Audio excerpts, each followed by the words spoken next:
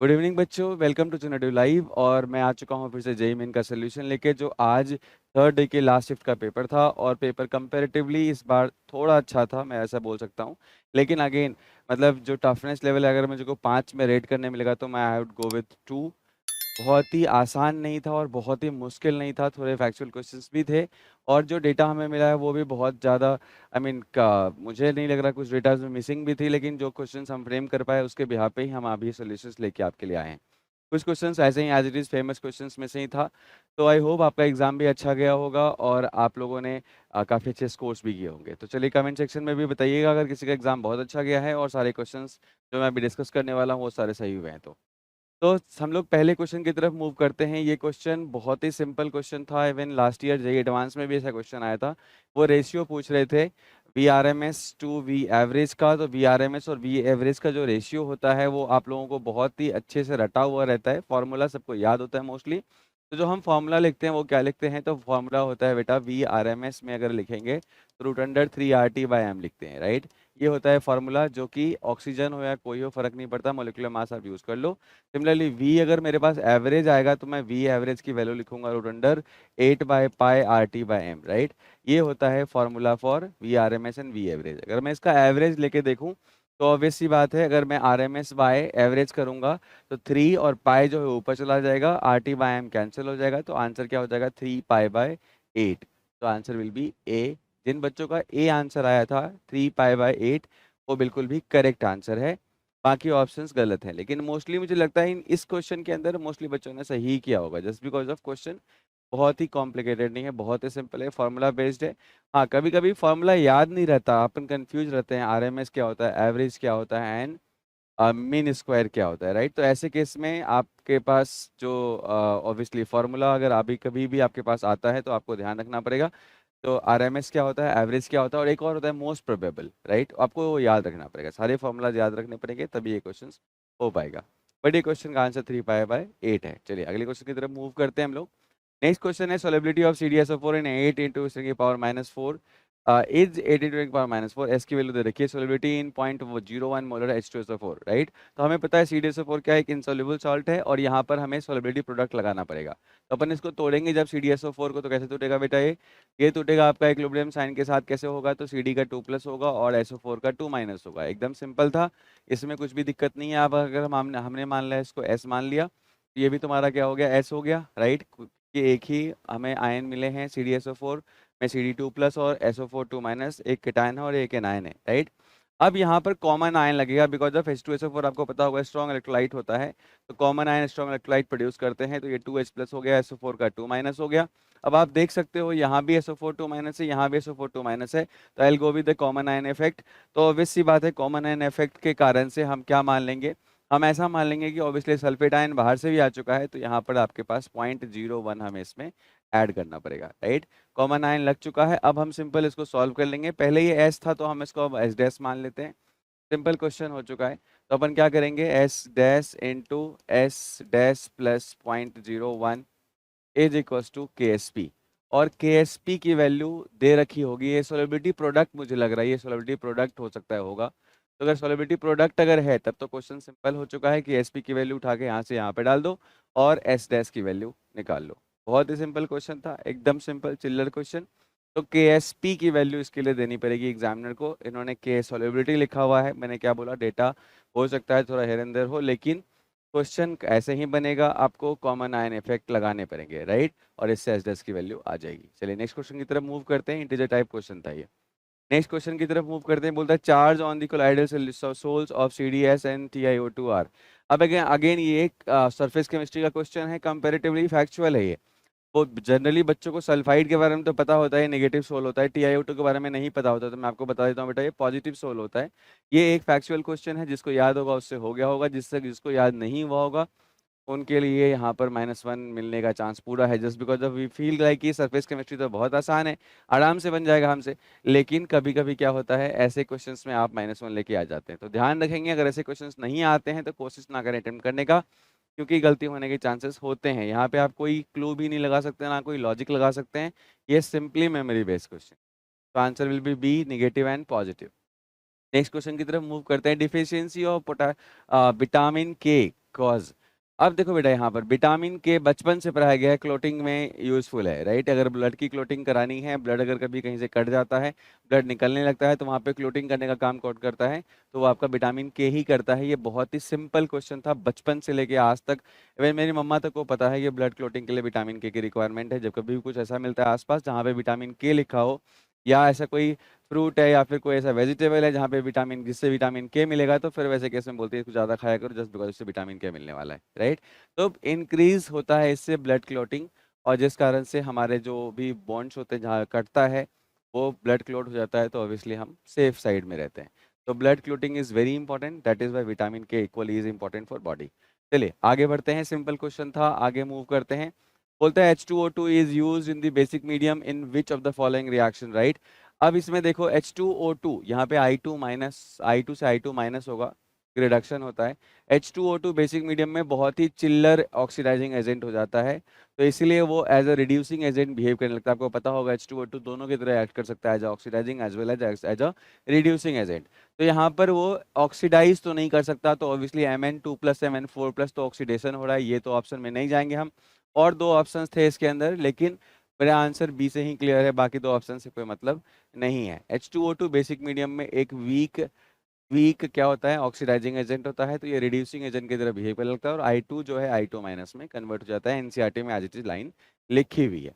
तो बच्चों इसका आंसर है I2 से I माइनस। आई होप आपका इसमें +4 होगा, नहीं है तो कोई बात नहीं बच्चों, अगले अटेम्प्ट में अपन अच्छे से ट्राई करेंगे और याद रखेंगे H2O2 in basic medium is a weak oxidising agent. चलिए नेक्स्ट क्वेश्चन की तरफ मूव करते हैं। बोलता है arrange the following in the decreasing order of oxidation state. अब इससे आसान क्वेश्चन तो नहीं हो सकता है, मुझे नहीं लगता है किसी बच्चे को इसमें कोई दिक्कत हुआ होगा, क्योंकि आपको सिंपली पता है NO3 माइनस में नाइट्रोजन जो होता है वो +5 पर होता है। बचपन से लेके आज तक बहुत बार ये चीज़ें पढ़ी होंगी आपने। NO2 में +4 पर है, यहाँ पर +1 पर है, और यहाँ पे +2 पर है। अब आप अरेंज करना जानते हैं, आपको इंक्रीजिंग डिक्रीजिंग ऑर्डर तो एटलीस्ट पता ही है, मैथमेटिक्स में इतना तो आपने सीखा ही होगा बचपन में।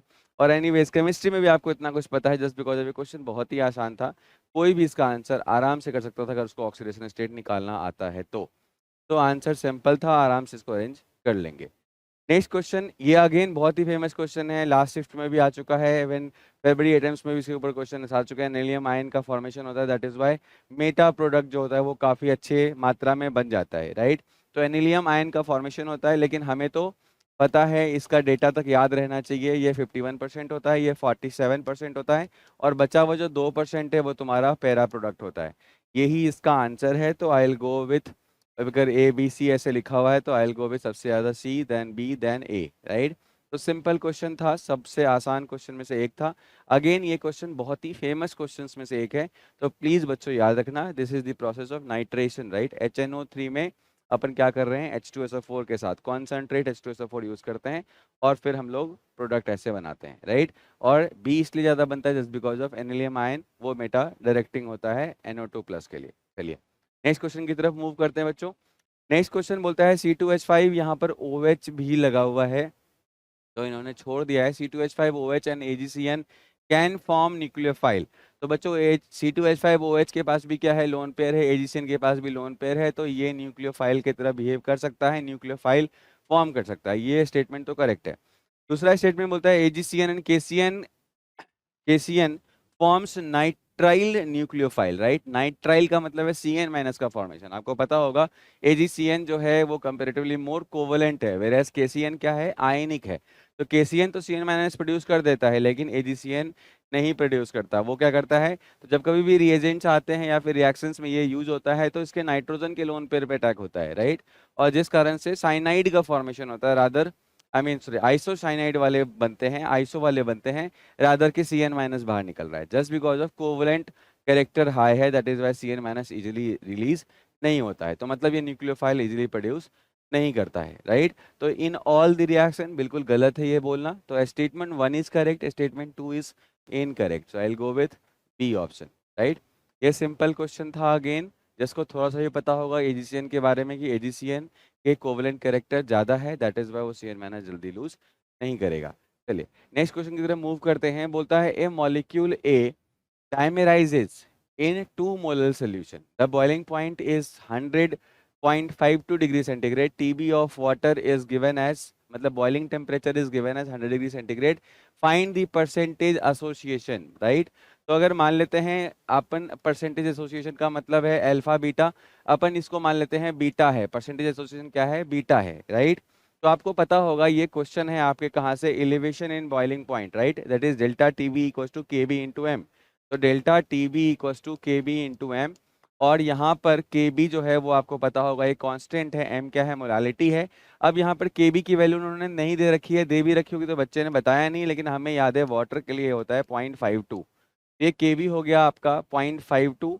मोलालिटी जो है आपकी वो दे रखी है उन्होंने, कितने हैं, 2 मोलल है, राइट। तो यहाँ पर 2 मोलल है, मुझे लगता है इसमें के बी की वैल्यू भी दे रखी थी, तो के बी कितना हो जाएगा बेटा, तो के बी हो जाएगा 0.52, राइट। क्योंकि वाटर के रिस्पेक्ट में बात कर रहा है, हमने ऊपर ही देख लिया बॉइलिंग पॉइंट ऑफ वाटर दे रखा है, मतलब उसने हिंट तो दे ही रखा है वाटर, और साथ में के बी ऑफ वाटर भी दे रखा होगा 0.52, अपन यूज कर लेंगे।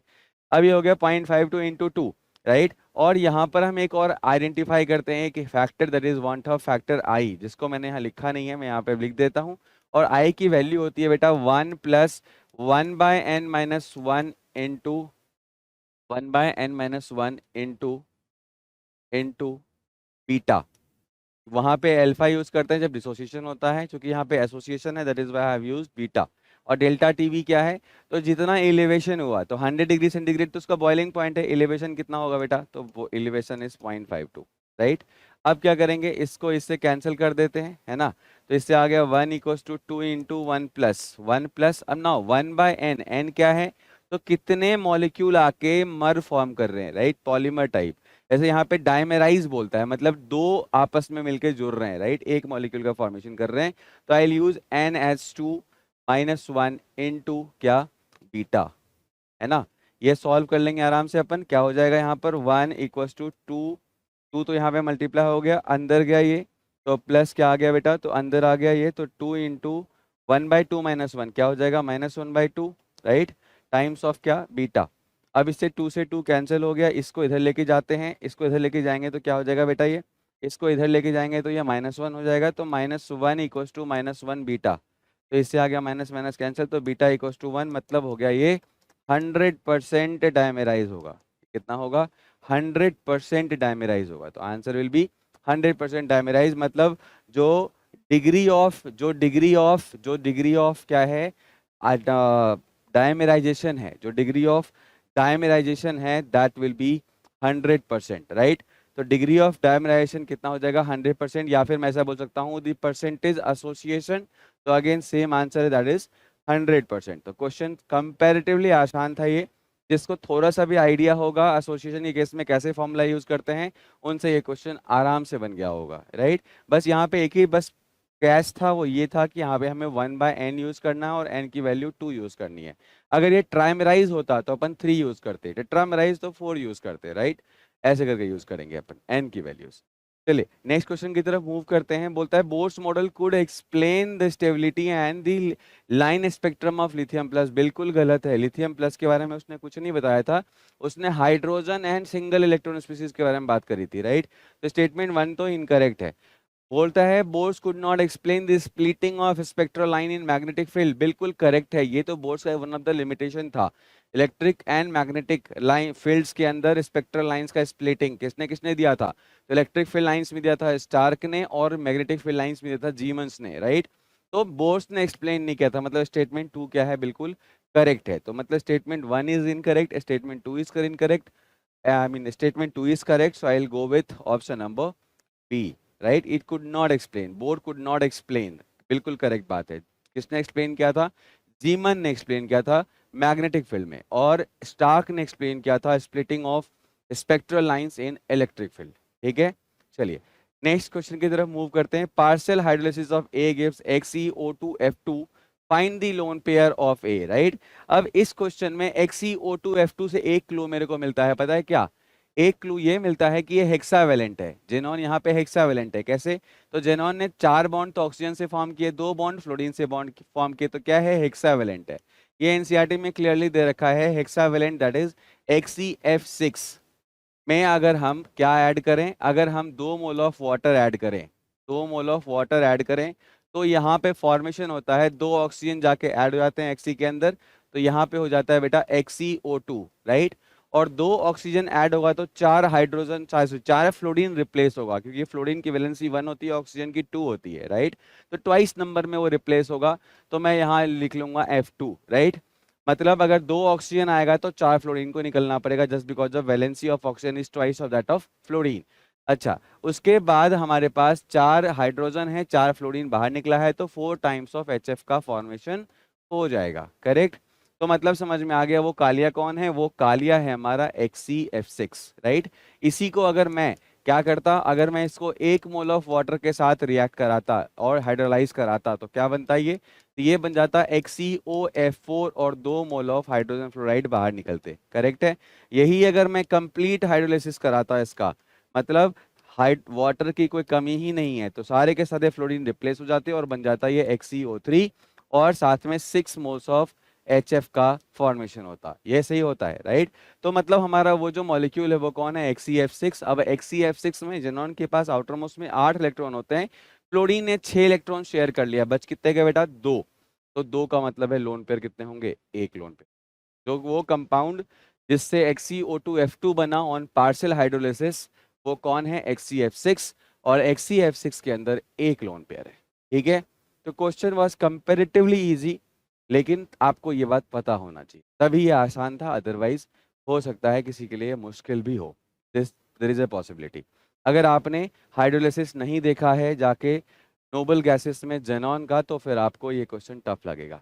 लेकिन जब हमारी क्लास के अंदर हम पढ़ा रहे थे आपको, जब हमारे जनरल बैचेस के अंदर आप जाके हमारे वीडियोस भी देख सकते हैं, तो मैंने इस पर्टिकुलर टॉपिक के ऊपर बहुत फोकस किया था। मैंने बोला भी था, मतलब कोई चांस है कि इसके, I mean there is a chance कि ये क्वेश्चंस इसके ऊपर क्वेश्चंस फ्रेम हो जाएं, तो फ्रेम हो गया इस बार। ऐसे ही हर साल हो सकता है इसके ऊपर क्वेश्चन फ्रेम होते रहते हैं। क्यों, क्योंकि ये एक ऐसा कंपाउंड है जो जेन्युइनली हमें लगता था रिएक्ट नहीं करेगा, लेकिन पहली बार एक कंपाउंड का फॉर्मेशन हुआ जेनॉन का, उसके बाद हमें लगा कि हाँ ये तो रिएक्ट कर सकता है। तो फिर हमारे पास oxide and fluoride, oxide fluoride इसके ढेर सारे हैं। तो वो सारे अगर आपको एक जगह पढ़ने हैं तो एनसीईआरटी में एक जगह पूरा का पूरा बना हुआ है सारा रिएक्शंस, प्लीज जाके एक बार देख लो, ताकि आपके अगले शिफ्ट, अगले जो मार्च के बाद अप्रैल वाला सेशन है, उसमें अगर इसके ऊपर क्वेश्चंस आते हैं जिन्होंने के ऑक्साइड फ्लोराइड या ऑक्सो फ्लोराइड के ऊपर, तो वो क्वेश्चन गलत नहीं होने चाहिए। और यही एक रिएक्शन है जो वहां पे दे रखा है, दैट इज हाइड्रोलिसिस। ठीक है बच्चों, चलिए नेक्स्ट क्वेश्चन अपन यहाँ पर देखें तो यहाँ पर सिंपल है। मैग्नीशियम जो है वो ऑटोमोबाइल इंडस्ट्री में यूज होता है, बेरिलियम से ही बनता है एक्सरे ट्यूब्स का विंडो, और रेडियम जो है वो कैंसर के ट्रीटमेंट में यूज होता है। आपको पता होगा रेडियम क्या है, रेडियो एक्टिव है, तो ये इसके केमोथेरेपीज में जहाँ पे कि सेल्स को मारना होता है वहाँ पे हम लोग रेडियम का यूज करते हैं। तो ये क्वेश्चन कंपेरेटिवली फैक्चुअल था। रेडियम के बारे में तो मोस्टली बच्चों को आइडिया होता है, बेरिलियम एंड मैग्नीशियम के बारे में आइडिया नहीं होता है। तो वैसे क्वेश्चन में, इस क्वेश्चन में गलती होने की संभावना थी, बट एनीवेज अगर किसी का तुक्का लग गया होगा या किसी ने पढ़ रखा होगा तो हो सकता है ये क्वेश्चन आपसे बन गया होगा। और ये मैचिंग में था, तो मैच में तो फिर अगर एक दो भी पता है आपको तो मोस्ट प्रोबेबल आंसर्स के साथ हम जा सकते हैं कि थोड़े बहुत रिस्क लेके अपन आंसर कर सकते हैं, ठीक है। चलिए, उसके बाद एक क्वेश्चन है 10 ml of Na2CO3 was treated against 0.2 ml of HCl, right. ये टाइट्रेशन चल रहा है, करेक्ट है। तो यहाँ पर क्या कर रहे हैं 10 ml ऑफ Na2CO3, तो जब भी टाइट्रेशन चल रहा होता है तो नंबर ऑफ इक्विवेलेंट्स को इक्वल कर दो, राइट।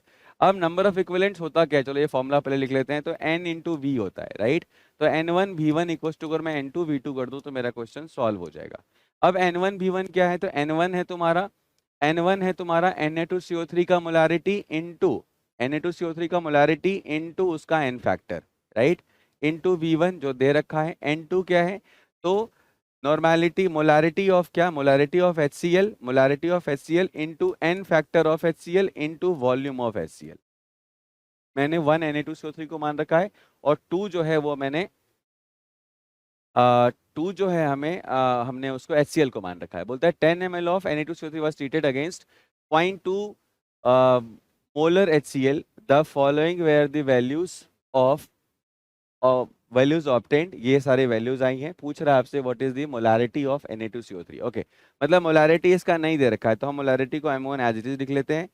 n फैक्टर पता है Na2CO3 का कितना होगा, तो 2 होगा। अगर इसको तोड़ेंगे तो Na2 Na प्लस और CO3 2 माइनस बनेगा, तो इसका 2n फैक्टर है। वॉल्यूम V1, ये V1 एक अच्छा क्वेश्चन में आ सकता था, आई मीन क्वेश्चन V1 दे रखा है, अच्छा V1 दे रखा है। V2 अच्छा हो सकता है, क्योंकि V2 यहाँ पर जो आपके वैल्यूज आई हैं, डिफरेंट डिफरेंट वैल्यूज आई हैं, जो आपके रीडिंग्स आई हैं, उससे उठाना है। ये क्वेश्चन कंपैरेटिवली लॉजिकल था, अच्छा था।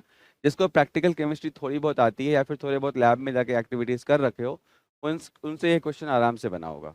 तो यहाँ पर जाके हम लोग वॉल्यूम लेंगे किसका, उसी का, Na2CO3 का, दैट इज 10 ml। अब इक्वल्स टू M2 कितना है, तो N2 इज 0.2 मोलर, N2 क्या है Cl का 1 है, और V2 हमें नहीं पता, तो हमें दो अननोन है यहाँ पे हमारे पास, एक तो M1 दूसरा V2।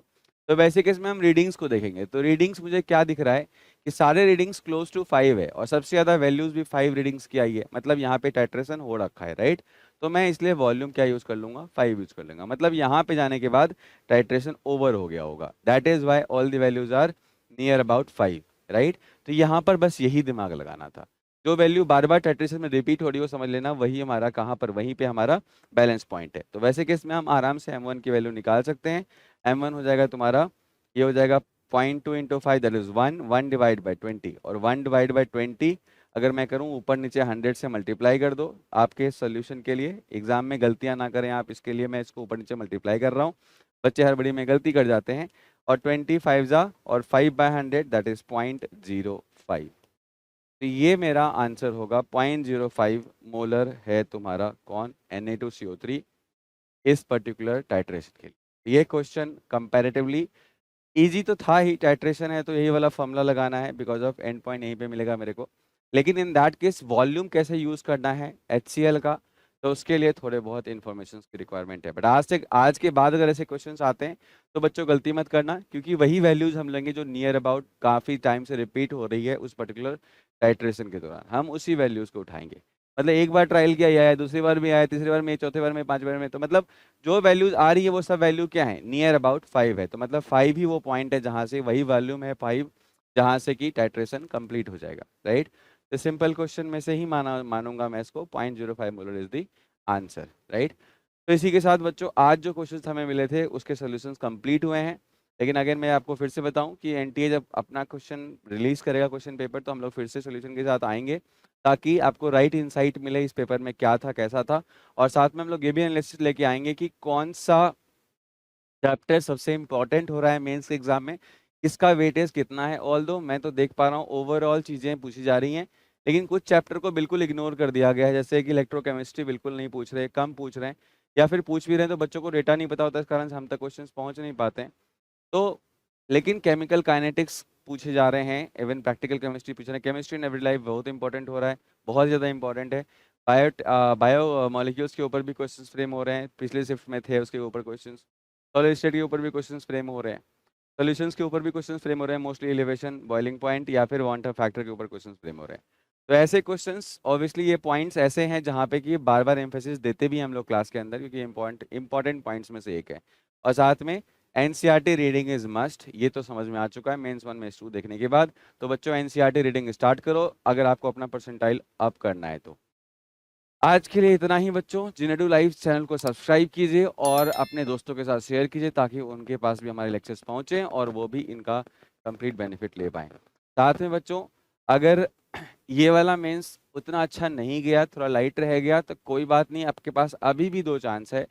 आपको पता चल चुका है पेपर कैसा आने वाला है, तो आप अपना दिन रात एक करके अगले मेंस को फोड़ दो, यही आपका आज डिटर्मिनेशन होना चाहिए। ज़्यादा समय है नहीं, 1 महीना आपको अपना दिन रात लगाना है, वो लगा दो, सब कुछ भूल जाओ आसपास क्या चल रहा है, बस आप बुक्स, इंपॉर्टेंट टॉपिक्स, एनसीईआरटी यही रखो अभी अगले 30 डेज के लिए, जो भी आज जितने दिन भी आपके पास हैं प्लान में, प्लान आउट करो और अच्छे से उसको पेपर को अगले वाले शिफ्ट को कंप्लीट करो, ताकि आपका परसेंटाइल एकदम अपग्रेड हो जाए और आप 99+ परसेंटाइल के साथ अच्छे कॉलेज के होप में आगे बढ़ें, फिर तो एडवांस है ही हमारे पास, राइट। तो आज के लिए इतना ही बच्चों, take care, good night, bye.